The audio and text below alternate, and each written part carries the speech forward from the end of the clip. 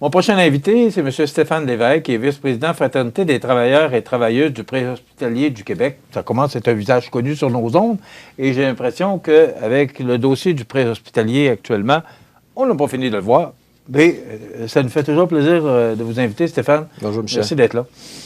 Stéphane, j'ai rencontré, on a reçu lundi le député Rivet, oui, qui nous a confié qu'il y a eu une rencontre. J'espère que c'est ma TV qui a fait le lien, mais en tout cas, peu importe. Parce que ça fait longtemps que vous demandiez une rencontre avec le député. Oui. Vous avez eu une rencontre avec le député Rivet. Qu'est-ce que ça a donné? Lui, il avait de l'air très positif. Est-ce que vous avez le positivisme du député? Une toute première rencontre, finalement, ça s'est produit. Effectivement, Michel.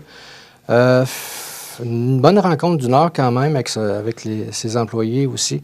On a parlé de différents dossiers, surtout l'horaire de faction, justement. Puis au bout du compte, là, c'est vrai, j'en sors de là de façon... je vois que c'était une conversation productive, puis positive également. J'ai senti une écoute de sa part, chose que je n'avais pas sentie depuis que la CAQ était au pouvoir en 2018. C'est sûr qu'avec l'ancienne députée, ses employés, je sentais une écoute, mais avec lui, là, vraiment, là, j'ai senti une écoute, puis je voyais qu'il était attentif à ce que je disais, là, vraiment. Stéphane, vous êtes ici aussi pour nous parler samedi dernier, le 18 février. Il n'y a pas eu d'ambulance à Saint-Jean-Port-Joli pendant 8 heures. Il y a eu une fermeture de 8 heures du mobile de faction.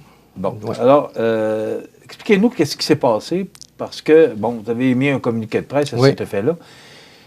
Qu'est-ce que ça fait ou qu'est-ce que ça représente, le fait de ne pas avoir d'ambulancier ou d'ambulance pendant 8 heures? La problématique, là, c'est une problématique qu'on avait justement dit suite aux annonces de la conversion en juin dernier là, par le ministre Dubé. Là.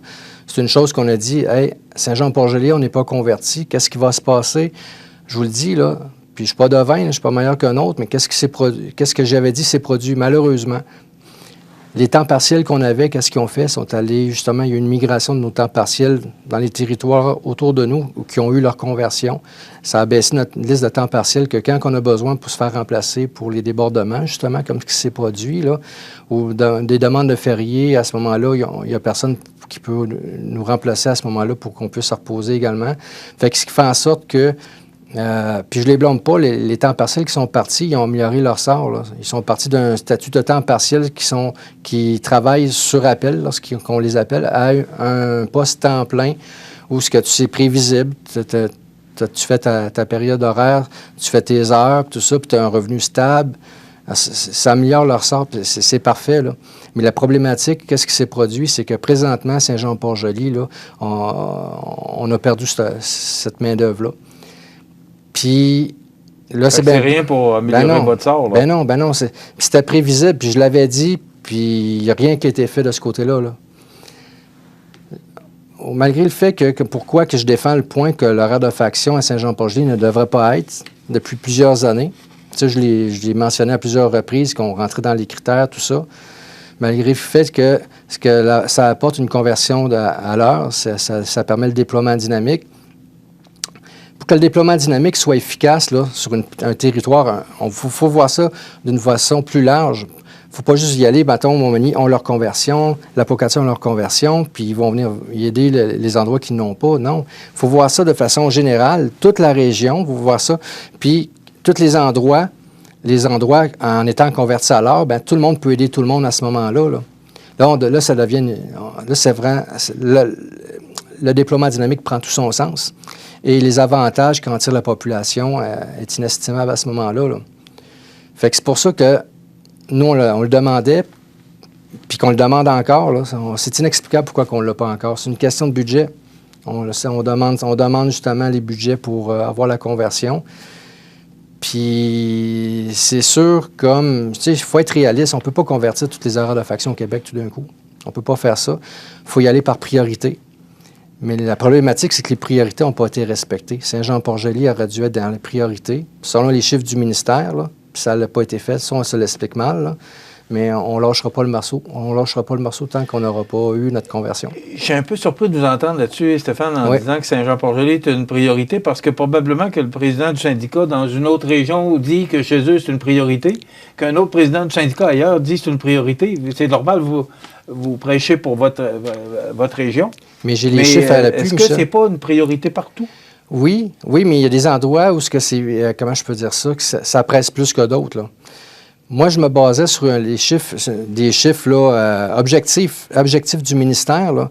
Tu avais un classement, justement, des horaires de faction au Québec, puis tu y allais, mettons, sur les endroits qui avaient les charges de travail les plus élevées. Ça veut dire que c'est les endroits que ça sort le plus, qu'il y a une plus grosse demande des services ambulanciers. À ce moment-là, ces endroits-là doivent être convertis en premier. C'est ça l'idée.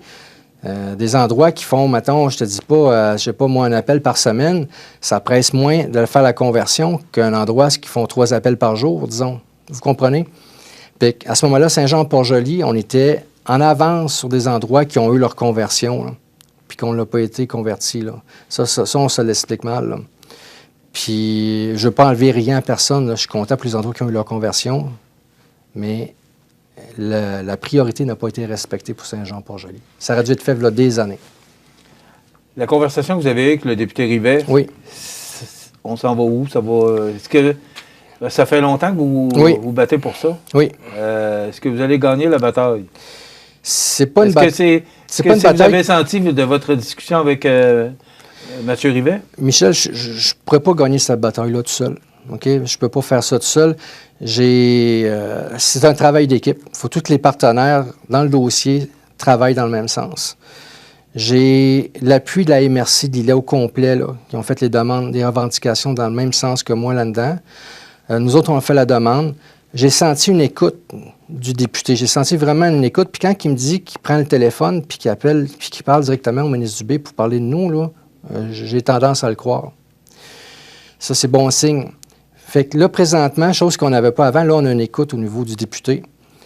Puis c'est sûr que si jamais il réussit à avoir une écoute auprès du caucus ou il réussit à aller chercher les fonds pour la conversion, là, il va être le premier à venir ici puis l'annoncer. Puis ça va être un grand pas, justement, pour notre population, là, pour justement réduire la mortalité et la morbidité au niveau de la population de la MRC-Lillet. Pas juste la MRC-Lillet, tout ce qui est autour, parce qu'en étant converti Saint-Jean-Port-Joli, là, quand les appels, exemple, les 2 ambulances de Montmagny vont être parties, là, bien, nous, on va être bon pour se déplacer, se rapprocher, mettons, exemple, au Cap-Saint-Ignace, puis être entre les 2 zones pour venir aider la population de Montmagny. Il faut voir ça comme un ensemble. Le déploiement dynamique, les conversions à l'heure, c'est une bonne chose pour la population.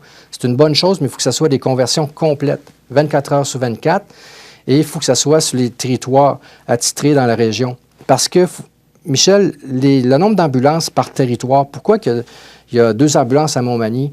Pourquoi qu'il y en a une à Saint-Pamphile? Pourquoi qu'il y en a... Ça, le nombre d'ambulances par territoire, là, c'était étudié pourquoi qu'on a un certain nombre d'ambulances par région. C'est en fonction de la densité de la population. Y a-t-il un centre hospitalier, le nombre de CHSLD? À ce moment-là, faut pas le nombre d'ambulances, ça c'est correct, il ne faut pas toucher à ça, mais à un moment donné, quand il faut faire des conversions, il faut convertir tout le monde pour que tout le monde puisse s'entraider, là. C'est important. Là. Il y avait un article dans le Journal Le Soleil la semaine dernière qui était, entre autres, on parlait de proposition du comité Doré, qui est un paramédic d'expérience, là, depuis 40 ans d'expérience, confié à une organisation nationale d'exploitation et de la gestion du système préhospitalier d'urgence. Ça a été mal reçu, mais par le ministère de la Santé et des entreprises ambulancières. Alors ça, c'était ce que M. Doré mentionnait. Est-ce que la nationalisation du préhospitalier réglerait le problème? Ça ne règle peut-être pas le problème d'une baguette, comme un coup de baguette magique, mais la nationalisation, nous, on le demande. Là. C'est sûr, pour uniformiser, justement, la façon de faire à la grandeur du Québec. Là. C'est une demande qu'on faisait à ce moment-là, ce qu'on était justement là, au niveau des moyens de pression, tout ça, pour dénoncer la situation. Mais pourquoi, selon vous, que c'est mal reçu par le ministère de la Santé? Je ne sais pas. Il faudrait lui demander pourquoi. Parce que là, présentement, tu as des entreprises privées, des OSBL. Au Québec, là, le seul qui répond directement du ministère, c'est Urgence Santé, là, que eux, justement, c'est géré par eux. Mais les autres endroits au Québec, ça ne marche pas comme ça. Fait que c'est pour ça que c'est compliqué. Puis au niveau des rééditions de comptes également, je pense là, il y a une difficulté à ouvrir les livres, les compagnies auprès des représentants du gouvernement. En tout cas, ça je n'élaborerai pas trop là-dessus, là, mais c'est ce que je crois qui se passe présentement. Là. Pourquoi que ça serait bon la nationalisation? C'est ça, ce serait une façon de faire, une façon de gérer le Québec à la grandeur de la même façon, là. Il y aurait sûrement des économies à ce moment-là à faire là, de ce côté-là. Et ces économies-là pourraient être justement, exemple, être mis dans le système pour pallier aux horaires de faction. Ça pourrait être une façon de faire. Là. Stéphane, là, je vais parler plus à l'homme. Là. Pourquoi vous impliquez autant dans ce dossier-là? Parce que ça fait des années, ça fait plusieurs années qu'on vous reçoit ici. Depuis 2018. Et qu'on parle de ce dossier-là. 5 ans plus tard, vous êtes encore ici aujourd'hui pour nous parler et défendre ce dossier-là. Qu'est-ce qui fait que Stéphane Lévesque s'implique autant dans le changement là, des horaires de faction versus les horaires à l'heure?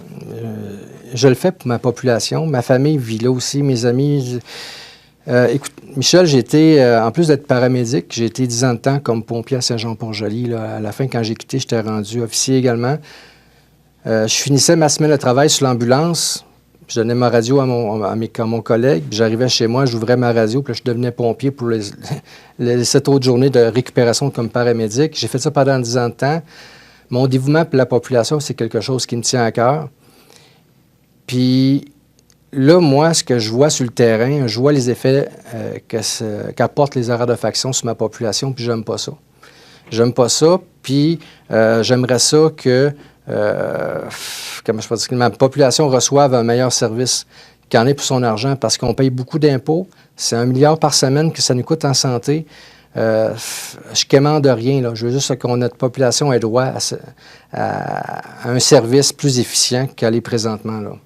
Ça me tient à cœur pour ça. Puis je ne lâcherai pas tant que je n'aurai pas le morceau. Il ne faut pas lâcher. Je ne peux pas lâcher.